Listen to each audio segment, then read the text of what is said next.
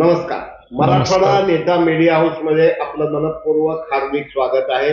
येणाऱ्या 4-5 दिवसात लोकसभेच्या निवडणुका जाहीर होणार आहेत, आचारसंहिता लागणार आहे आणि भारतीय जनता पक्षानं लातूर लोकसभेसाठी पुनश्च खासदार सुधाकरराव श्रंगारे यांना उमेदवारी दिलेली आहे. त्यांचे निकटवर्ती आणि विधान परिषदेचे आमदार रमेश अप्पा कराड यांना मी विचारू इच्छितो की त्यांची 5 वर्षाची कारकीर्द, सध्याची परिस्थिती आणि भावी अपेक्षा या संदर्भात आपण आपलं मनोगत व्यक्त करावं. देशाचे यशस्वी पंतप्रधान नरेंद्रजी मोदी, देशाचे गृहमंत्री अमितजी शहा आणि आमचे भारतीय जनता पक्षाचे राष्ट्रीय अध्यक्ष जे.पी. नड्डाजी, आपल्या महाराष्ट्राचे उपमुख्यमंत्री आणि भारतीय जनता पक्षाचे नेते आदरणीय देवेंद्रजी फडणवीस साहेब, प्रदेशाचे अध्यक्ष चंद्रशेखरजी बावनकुळे साहेब यांनी आत्ता काल जी नवीन यादी लोकसभेची जाहीर झाली त्याच्यामध्ये आमच्या लातूर लोकसभेसाठी म्हणून परत एकदा खासदार सुधाकर श्रंगारेंना संधी दिलेली आहे.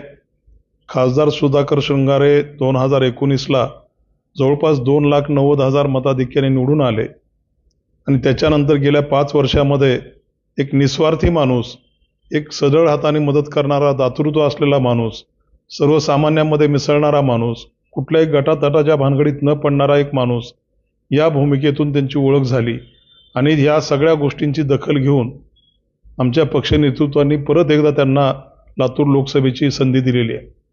तर आता त्यांनी केलेले प्रमुख कामं मतदारसंघातील, जिल्ह्यातील या संदर्भात एक सांगावं की का लोकांनी त्यांनाच का मत द्यावं.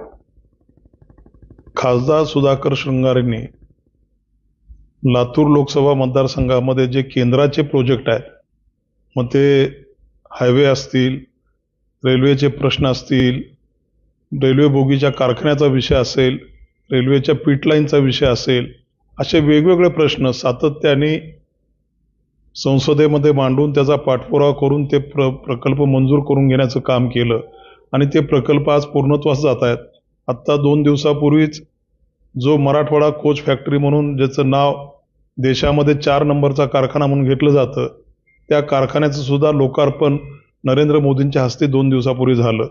देशातला 4 कारखान्यापैकी एक असलेला कारखाना, लातूर जिल्ह्याचं भवितव्य बदलणारा कारखाना, लातूर जिल्ह्यामधल्या युवकांच्या हाताला रोजगार देणारा कारखाना आज लातूरमध्ये होतोय आणि त्याचा पाठपुरावा करून त्यांनी त्याचं लोकार्पण केलं.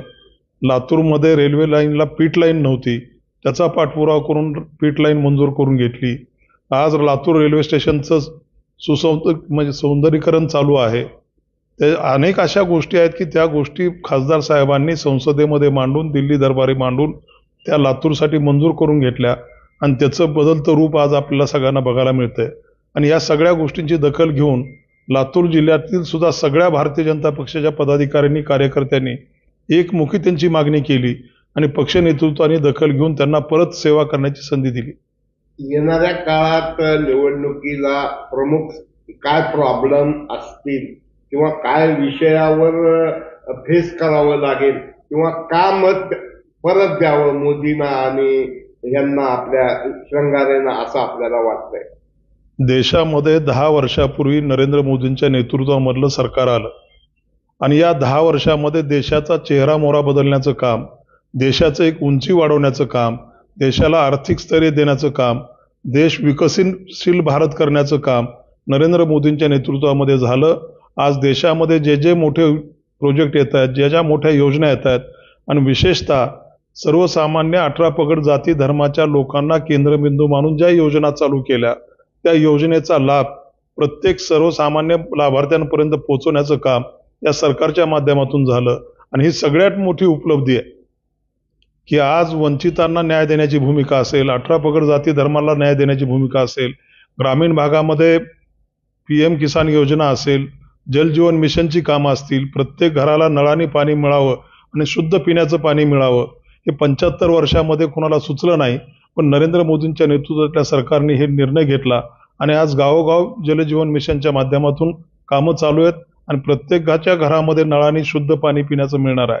ही महत्वाकांक्षी योजना असेल, मध्ये कोविडचा काळ आला. कोविडच्या काळामध्ये अतिशय संकटाचा काळ असताना सुद्धा त्या संकटातून यशस्वीपणे बाहेर पडून सर्व 140 कोटी जनतेला धीर देण्याचं काम, 140 कोटी जनतेला लस देण्याचं काम, 140 कोटी जनतेसाठी औषधोपचार असतील, आपले व्हेंटिलेटरचे मशीन असतील, दवाखान्याच्या सुविधा असतील, ऑक्सिजन असेल, अशा सगळ्या गोष्टी नरेंद्र मोदींच्या नेतृत्वातल्या सरकारने केल्या आणि परत एकदा भारताला उभं करण्याचं काम नरेंद्र मोदींच्या नेतृत्वातल्या सरकारमध्ये झालं.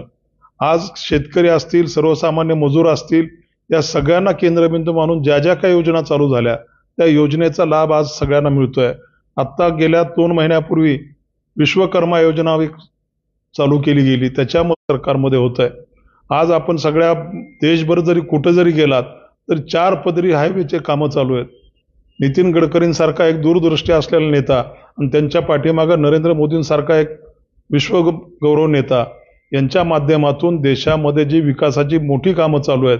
आज देशामध्ये विमानतळ असतील, वैद्यकीय महाविद्यालय असतील, एम्सचे संस्था असतील, अशा वेगवेगळ्या माध्यमातून जी कामं होत आहेत ती कामं जनतेसमोर दिसत आहेत आणि जनतेला एक विश्वास बसलाय की येणाऱ्या काळामध्ये देशाला जर खरंच स्थैर्य आणायचं असेल, देश विकसनशील करायचा असेल तर नरेंद्र मोदींशिवाय पर्याय नाही हे देशातील जनतेला कळलेलं असल्यामुळं या 2024च्या निवडणुकीमध्ये नरेंद्र मोदींच्या नेतृत्वातील सरकारला कमीत कमी 400+ जागा मिळतील असा आत्मविश्वास सगळ्या कार्यकर्त्यांमध्ये आणि जनतेमध्ये आहे. धन्यवाद. आता आपण आमदार रमेश अप्पा कराड यांची भूमिका, मनोगत आणि मत ऐकलं. सबस्क्राईब करा, शेअर करा, फॉरवर्ड करा, लाईक करा. धन्यवाद. नमस्कार.